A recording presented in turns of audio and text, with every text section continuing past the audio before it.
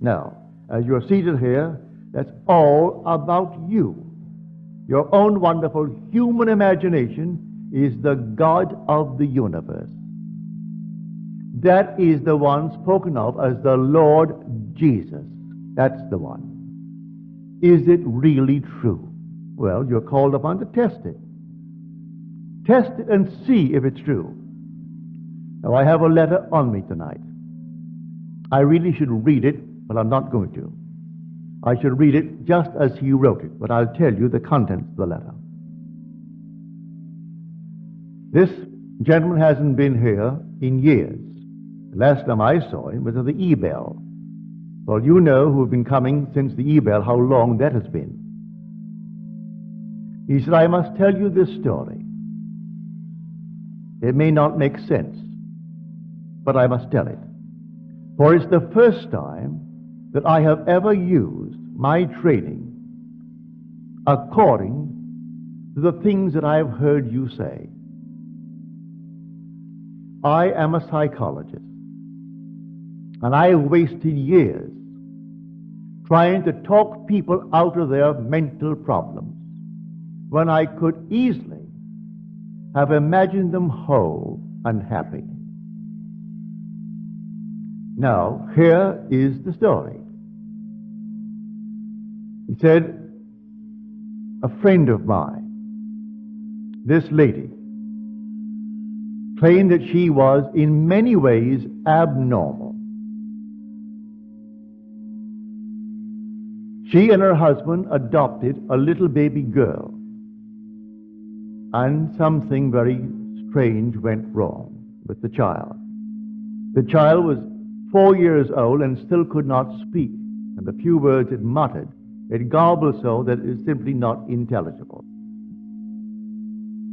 But in the 4 years talking to her, there was progress. Then one day she said to me, I do not feel any longer that I am abnormal. So now I say to myself, I am not abnormal. He tried to explain to her that that's not quite the approach. And then he broke the thought and he told me this story. That, for instance, in my own case, I find a home that I want. I begin to imagine that I'm living in that home, and then doubt sets in, with the result that that doubt materializes into a person. And that person has more money than I have, and he buys the home, leaving me out in the cold. I know from that experience that every person in my world only reflects a mood in me. Everyone that I meet, whether I know them or a stranger who buys the home that I wanted, when the doubt set in, the doubt materialized into a person. I didn't know him, but he only reflects that mood of doubt in me. So he has more money and he buys the home, and I am out in the cold. So I reconstructed a sentence for this lady. And I said, no longer must you say, I am not abnormal. You must now begin to say, I am perfectly normal. She said, I do not feel that. He said, I do not care whether you feel it or not. You must begin to persuade yourself that you are perfectly normal by repeating within yourself, I am perfectly normal. The day she began it, the child went into a coma. So profound was the sleep that it was difficult to rouse her. She could not be awakened.